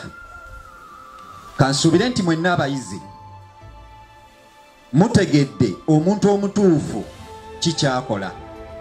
Okuva lumwajja wano tubadde tugezaako okwasaganya obuvunaanyizibwa nga butambula naye ng'abakulembeze baffe tebamanyi. N'abamu mbadde mbaga nti mugende mundeetera mu baluwa g'abachairman nga muŋŋamba naagendayo ntya. Leero bw'ona ogenda ogimusaba nsuubira nti information egenda kubanga emutuuseeko ng'amanyi woogitwala naffe okumanya mu mateeka. Ensonga ey'okusatu, twayagala abayizi bano oba abantu bano betubeera nabo tukole kontrakiti zaabwe nga weemuli ng'abakulembeze, tuleme tuuka mu kaseera ng'oba oli awo twesunyeesunye ate tulyoke tujje gye muli. Contract si y'endagaano, y'endagaano wakati waffe nabo essebo, era n'ebimu ku bye twagala okubeera nga tutambulako. Njasaba omukyala Joytina mu dakiika 2 tandika. Olupapula luno lwenkutte luliko ebintu bino byenjagala muwulirize ng'abakulembeze, mutukkirize bambi kuba kino kyekikulu, ye gwe mulamwa ate ensonga eyabadde ey'okusatu era nga kyamugaso eri abantu bano kuba abamu nga bwe mulaba nti ono ajjuzaamu 1 2 3 4 5 bino byamanyi naye ng'ate bwe tunaagisomamu nammwe mugenda kubanga mulaba ensonga bamu bwe bagijjuza olw'ensonga bo tebamanyi nti kino kikulu nnyo ne bw'aba azibye omumwa okubeera nga nze mmanya gyali oba nfuna obuyambi okuva gye muli kuba nyinza okubeera nga akaseera neetaaga ambulance right now nina wano oba mashini oba yemusaze nga neetaaga ambulance nga nina okubira omukyalo ono naye nga tamanyi oba nina ne kontakiti zaki ne bajja ne bambuza omuntu gwotuwadde fayini ffe tuzze mu budde kyekiraga ku biddiitalo ze tulyoke tuvuge tugende tumuwa obuyambi. Bino bye bimu ku nsonga lwaki tubadde twagala okukola ebintu bino nga weemuli ate nabo bakitegeere nti tuli mu kintu ekiri serious. Bwe tuba tubyagala bannyabo muwulidde ne basebo bino twagala nga lujjudde tetuli bakyetwala maaso. mbalamusizaako nate era nga eno ye foomu yaffe eraga nti abantu bano baba kitundutundu oba gye tuyikomu era nga omwana oba ali ku ground kubanga ekitongole kino eky'omukkiriza obuvunaanyizibwa oba Faithful Stewardship Initiative kiri international. Tulina abaana abali wano ku ground nga mubalaba abamu tebasobodde kujja ate era ng'abaana bano bali wakati mu baana nga 42 luli wetwajjira baali batono kati giso enamba egenze ekolaki yeyongera era oyinza okwekanga nga enkyankugambye tuli mu 60. Bwe tuva ku baana bano abali ku ground tulina abaana abali emitala w'amayanja ng'abaana abo tuweza abaana 7. Abo be bamemba abaregisteringa okukwasaganyizaako ku mbeera gye bamanye eya Uganda. Abo bannayuganda bavudde wano ne bagenda okuba ebyeyo era ng'embeera gye baaleka wano mu bakadde baabwe mu communities bagimanyi nga kino twasooka tukibagabanyizaako ne bakakasa nti mu butuufu kyetaagisa era ne tusobola okubeera nga twekwasaganyizaamu. Naye ng'ate sofa bwe njogera bwe ntyo mu Minds Eyes Company tulina abantu 5,000 plus nga kampani wetuli kati bwe tukigatta wamu kubanga wano kampani Minds Eyes Company eri mu bizinesi mu ggwanga erya Uganda naye abantu betukolamu bizinesi nga beetaaga ekitongole kinaabatuukako wansi ye Faithful Stewardship Initiative. Kati bwe tugatta wonna nti bantu baffe ng'aba Minds Eyes Company tuweza abantu 5,000 bali mu mawanga ag'enjawulo. Communication tugiina na buli kimu ne connection okusobola okulaba nti tukulaakulanya eggwanga lyaffe. Abakulembeze please bambi mutukwasiganyizeeko wetunajjira abamu abali eyo bannyinaffe abali mawanga aga UAE bayita mu mbeera enzibu naye ngaza okumuyamba neetaaga ebbaluwa ya diso okusobola okumbakinga apo at least oli amanye nti embeera ezzeewo musobola okuteesa kyekimu n'omukulu ono kyalimu ono ayinza okuba naye alinganga mu 3 plus 500 so ekintu kyetulina kinene naddala ate munnayuganda tetulinamu nti foreigner no okuleka tulinamu abannakenya nga 6 era twageyingirako kekenya netusinkana abantu baabwe bakimanyi nti tuli nabo era n'endagamuntu zaabwe tuzina so naye bo baneighboring country bagamba akulwenkola ennungi ati tuwangadde namwe kubyeyo tekijja okumawamu naffe tujja kitandika ewaffe tuli bayita namwe muli tuyita ewaffe tugamba enkolagana egenza egaziwa mu abaana abali awo temulowooza nti tukola bino kulwa ssente nnyo tukola bino tuwangale mu ggwanga Uganda nga tuyina ligasi yaffe omulidde omwami oli mutunuye abantu bonna bonna betukyaziza wano balina ebitiibwa byabwe bantu nga ffe tetunaweza myaka gyabwe naye twesuuba okugiweza bwe tunaba tugiwereza mu mukolo ki gwe banaba bakuyitako era kyekinalaga nti gwe olina kyewakola mu nsi muntegedde bulungi yesaba kasita onaba ng'omanyi bino omutwe gwo ojja tegeera nti yegwe naye bwonaba nga tobimanyi vuba nnyo oyingire mu ofiisi yaffe wali tukusomese bino byandigasiza ki obulamu bwo abakulembeze abalala bannaye tugenda kukola bino community service ow'okusomesa ndi mu sekita mu kampuni eya Mines Ice Company ebya business ne idea ezisobola okuyamba munnayuganda era nga tusomeseza ku kyeyo emyaka 5 obumu ku bajjulizi mbadde musomesa ku gurupu yono omwami oli abadde musomesa ffe twagerabako tuwangadde nga tetwerabangako ono naakamulaba ndowooza ennaku 2 oli naakamulaba emyezi 4 nakomawo gwa 9 ngenda kuza omwezi 2 mu meka fena twagerabako ebintu bisoboka nga sikulabako nenkola ekyamakulu nze mbiyita byamakulu si birungi ebirungi buli omu munnaye omuntu bwengwali ekikobi omayinza osika ekyo kirungi naye ekyamakulu bambi omusajja ayinza okumenyeka kyamakulu era zezimu ku program zetwagala oyigiriza abantu bano n'ekyalo tugenda kujja bwe tunaamaliriza LC tudde mu LC2 eyetwala mukaaga be bannandi tugimale twambuke tetuyinza kutandikira tugenda tandikira eno mukulu wange tugenda tandikira eno era nga mulimu tukkirize emizindalo egyaffe tulina tenti zino zebigenda okukola wali tugenda zimba waabo bajja kudda muli zebigenda okukola kutwala obutebe tubuubo tugula mpolampola ebyo byonna byonna tekuliko tulina investor wabula tukikola olwa komite zaffe tibwenfiirwa lwaki mpangisa obutebe nga ndi mu nnaku bwe ndwaza lwaki abazze okundaba babeera mu musana ng'ate mu butuufu bali mu nnaku n'emmoloka tujja zigula nga weeri wano just mafuta why bamakanika tujja bba nabo ng'omanyi obwamakanika lwaki tojja munyamba this is organization community service then tutambule so zembeera ezo zetugenda okweyisaamu ng'abavubuka tubeere nga tugasa eggwanga yensonga lwaki abo tubagamba nti teweefula atemanyi ffe twatandika ne page ku Facebook ng'eyitibwa who am I kyekivudde kino ne tuzzaako kati kwe tutambulira how can you set your life to become easier how can you set your life to become easier osobola otya okufuula obulamu bwo ne bubeera obwangu mukulu wange fuga ku kamera eri eddakiika 9 ng'ogijjako ng'oteekako endala awo we twatandikira olwaleero tulina slogan egamba plan your future with us tekwatika ebiseera eby'omu maaso naffe naye ng'ate eno yava mu program gye twatambuza omwaka ogwaggwa amazima g'obugagga truly rich omugagga yiisa atya mazima ki amatuufu ag'omugagga ezo program zonna tugenda kuba tuzireeta mu community naye nkakasa nasobola okukwata endiga oba awuliriza CD eyo taleme kukyusa bulamu bwe gwe wekka gwasobola okukyusa obukemu gwe manyi omukulu kyakola terinja okusaba idiya jimbi olabe bwotafuna sukaali nga tosituseeyo just gwe kumanya omukulu tebatudde waliwo abatuuse wano nga munda ngezaako okulaba ngeri gye mbatwala omwana ayisibwa ati atuula nakkaka kati ezo singa abantu tunaabimanya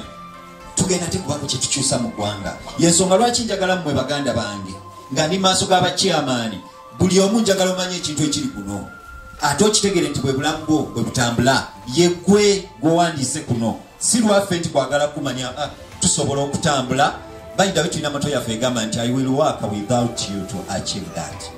That is our motto. Director Tina nja kukola ne wonooba toliiwo okusobola okutuukiriza ebigendererwa byange. Kati sagala kuddamu omuntu kwekubagiza ku kyalo kuno nti siina maama saasoma. I will work without you to achieve that. olwo lwafuuka luyimba saaso ogenda kunga noyingira organization eno naye bona abalenzi tubakulizaawa tujjewo bonna bava mu lubuto lwe lumu ate ne bakulira mu lujja lwe akyogera nga mumativu nti abasajja tebajjumbira bakulirawa abana oba bagenda n'abawala bokka kale. Okay awo ninawo asatu. Okay neyanza tugende maaso. Ekibuuzo ekirala kigamba nti what will help you move forward. Biki ebiyinza okukuyamba okugenda mu maaso. Ekyokulabirako ffe nga ffe we twatudda za cabinet ne tulaba ekiyinza okutuyamba okugenda mu maaso tetwatululutumira mwana twatandikira ku cabinet eyo nga bwogiraba. Ate namwe kennyini ne tubakkiriza kubanga musobola okutuyambako ebiseera byaffe by'omu maaso. Kati eyo tooki we muba muddamu ebibuuzo ebyo. What will help okweka olaba muntu kugweri ku mutayimbwa lwansonga tebakimanya nti gwe tolina linnya waggulu wabikweka byebitusiranya omwana n'alinya okuvaano alina emmandwa zeewaabwe agenda tuuka ebweru ne mwoza ddogombu yakomyewo. Watuuza ku kibuuzo kye twabuuziza nti what you still need to learn kikyo kyetaaga okuyiga biba bingi naye nkusaba olondemu kimu ekyamakulu kyokyetaaga okukola kyokusukkuluma. Abantu abasinga tulina ebitiibwa bingi nabagambye naye waliwo ekikututumula nga kyo buli muntu mwakumanyira ogwo mugaso ku community ne mu ggwanga. Nabadde mu nnaku nga nnya nagenze Kagadi district twabadde tulinayo eyo emikolo gye babadde bampiseeko okubeera nti mbeerawo naye twasinganyeyo omwami nga ye agamba yabadde interpreting olulimi lweyo nga yagamba nti mu community ne mu gombolola wonna ye muvuunuzi aliwo muvuunuzi wa lulimi si mwogerezi yabeerawo nga oli bw'abazze nti baganda be bazze yeye muki gwe bayita wonna ne mubuuza otendese bameka kuba yabadde musajja mukulu ne mugamba otendese bameka abantu bakuno tebabyagala ye ansa naye nga gwe kikulimu nti oyagala okutendeka awo nno we tuli so tugezeeko okubeera nga twebeereramu. Ekibuuzo kyaffe ekyakigamba which areas of job do you least enjoy. Before ki ebyomulimu byosinga okuba nti onyumirwa kuba yes waliwo abantu abamu emirimu gikolebwa kati nze nganze njagala nnyo okwogera n'okuyimba era wengenda mu kifo n'ompa okwogera butuufu oba onsanyusiza naye bwenzija n'otampa ngenda nkotosa omutwe kati yenzibwe ntyo kati ate gwe tugenda tuyiga tuvuunula oyongereko ku bwongo olabe nti luli byabadde bizibu kati byangu olw'ensonga twayagadde twogere ebigambo bino nga weebali bwe biba bibi naawe oleme gamba nti abasajja babuuzabuuza nedda okira mu ofiisi eyo naye omuntu nadda mu kubaako ebigambo byagamba no emabega obadde omanyi bimeka ebikyusiza obulamu bwo.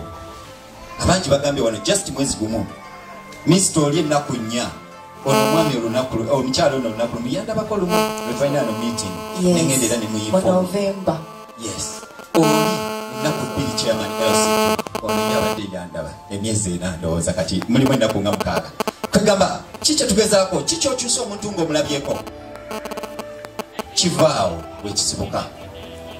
Section C yaffe tutunuulira ku opportunities. Zino opportunities zibeera gwe ng'omuntu.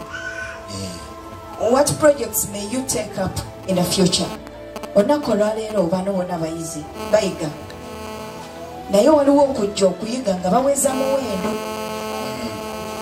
nga tebasuubira maaso eyo wawaana akikola naye bamugambe nti naye yayiga ki kino naye nga mu butuufu talirwedde kukikola ki kukikozesa mulima abantu kuba balinani ndo bakiyigiriza omulala ngaffe bwe twabimanya ne tubiyigiriza abalala ebintu ebifaanana bwe kati mulowooze ku kintu ekyo temutulimba project kiyosuubira after wano kubanga after learning there is another step. Kiki ky'osuubira okuteekenga mu maaso. Tukyagala nnyo. Lwaki tubabuuza ebibuuzo bino? Ffe aba Faithful Stewardship Initiative tulina gye tuyita monitoring and follow up. Tuba monitoring abantu bonna era ffe ne mulaba tutambula. Kati Mr. Samuel recently ku Saturday yaliwa yali agenze kyegeegwa Kagadi yonna yayita mukuba eryo. Kati kukola ki? Kugezaako okuba nti tumonitoringa abantu be tubeera nabo tugoberera, tulina okumanya batambula batya, bali batya. Ekyo ekisinza okuba nti kitunyweza era tubakakasa si kusoma kokka naye bye tubayigiriza ebyaffe si byakutuula butuuzi. Tulina okumanya babitadde mu nkola oba nedda. Workshop egenda okufulumyanga ebintu ebyenjawulo nga bitundibwa mu communities. Si ssomero ebikolwa bya ssomero naye ng'abo tubayigiriza ate bafune omulimu era nga eno egenda kubeera kolero erigenda ovaamu ebintu bino kubanga bino bw'obibuuza mu ggwanga we bisibuka ng'oli akyetaddeko nti nze kyenkola tebiriibo naye bye biweesa eggwanga ekitiibwa nti tuli bannayuganda. Eri mawanga amalala tusanga bino nga tumanyi we biva ng'emakolero ge tukolamu. What about here mu country yaffe? So zino engoye ze mulaba wano si kutestinga bampe ku bye batuuze banguwe abankulembedde bino ebibbo twagala nga olwedde birina we bisibuka buli omu okunywera aba ayina emirandira bino bitubula kati ne babituseera emikono ne gitulema ne tuswala lwa nsonga tetulina mirandira we biva. Kino emikeeka biki byonna ffe negenda kubeera factory yaffe ekola bino biri ebyabalala katulireke ne buno obugatta abaami awo tugenda bali awo babiziza obiyigiriza n'abaku. So eno factory tuzijjeeko eri ezaffe ez'abannansi ziddeko eno tweyanza obudde bunaatera nga we baleeta ebintu ebyo tutuna industry.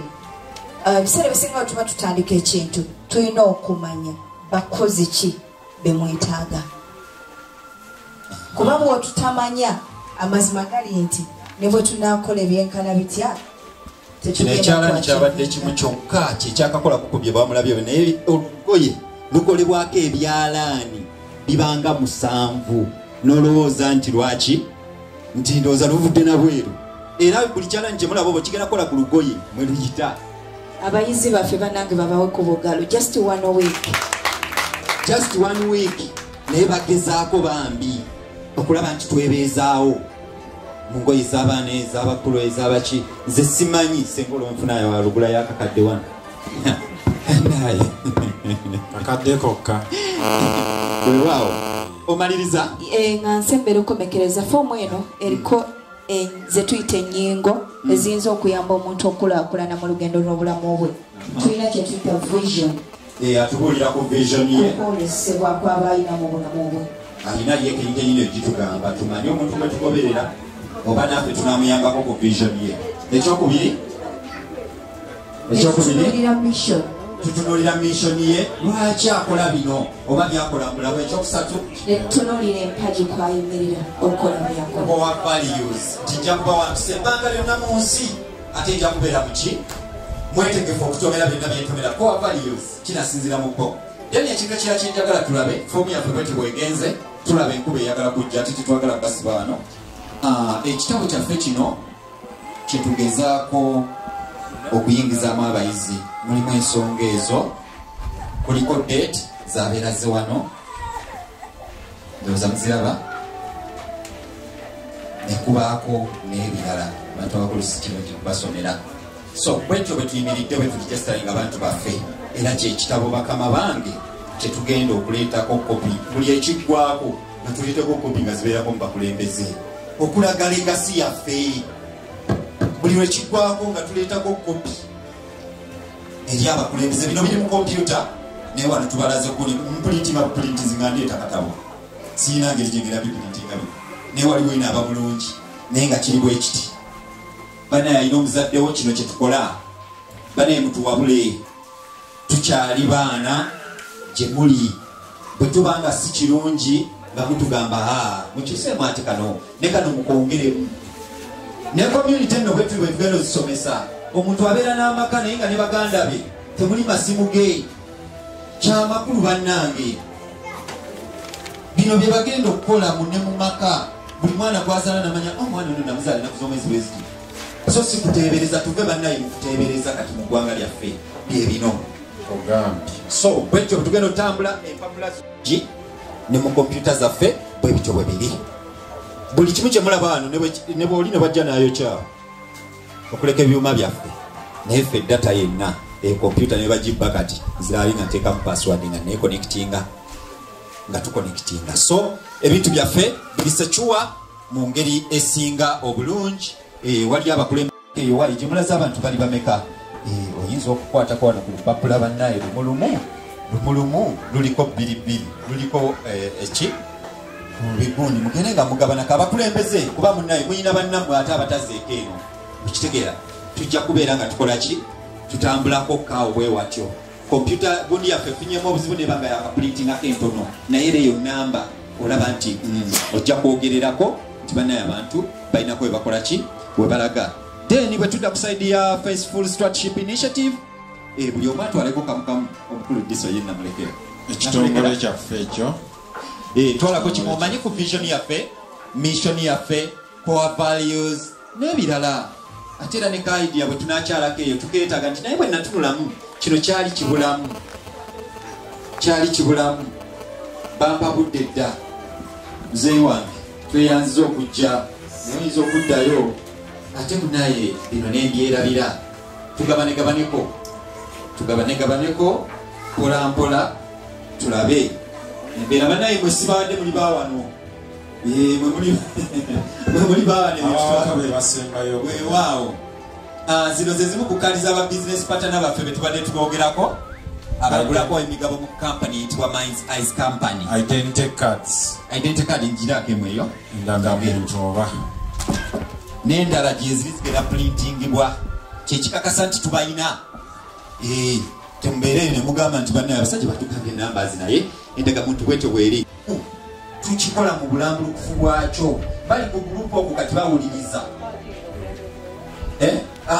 eno kaadi yaba business partner mu Minds Eyes Company abaana abo bakkiriza otambula naffe kuba aba muntu sindika ogendeyo nga tetulina mulimu gwe tumanyi sente bwenzikola zidde zitya lwaki mwaka gumu ngaakomyewo sisikola ki sikavuwala ngaggawala ndyeri nensomesa abaana emyaka egi nenkomawo ne bakoma kati ffe twerabira tugamba atalina amagezi gakozesa sente kulagana n'alina amagezi tusobole okufunamu amagoba era nga sofa kati tuli miliyoni 10 zetusasula buli mwezi nga tuzigabanya wataano ow'e10,000 kuba business partner so bwetyo bwetutambuza zikadi bwetyo bwerabika kubako ebintu bye giwajjava wadde tetumumanyi tulina ku bantu baabwe background ne bwaba afiiriddeyo abaana bagenda sigala nga bakolaki tulina abaana betusomesa kati betutandisa okuligeseralinga oli yamugulira sheya nga 3 gyetwala 15 buli mwezi mu myezi ena ziba mmeka tezibeera mwana olwo bwe tunagenda nga tugenda mu maaso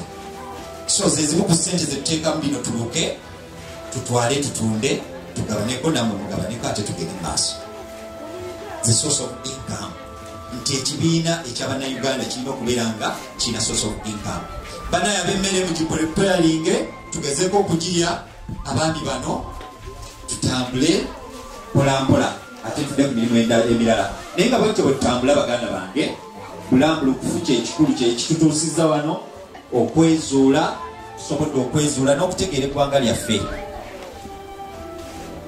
yembeera lwaki tuli wano mu ngeri efaanagana bwetyo Mr. Roger akazindalo kakuwadde tweyanziza nnyo tweyanziige abakoze ku kyekiyungu ekigenda mu maaso mukimanyi basawo ne banyabo tubeebaza nnyo tubeebaliza n'akamu n'akeddagala era ensonga eyo chairman ow'ekyalo kino agenda kubanga ayongera ogikkaatiriza ye mu kaseera kano kale mwami baseke baabo koyongerezaako sebo eyanza nnyo ssebo mu nsonga eyo okutwalizaamu kuli balimu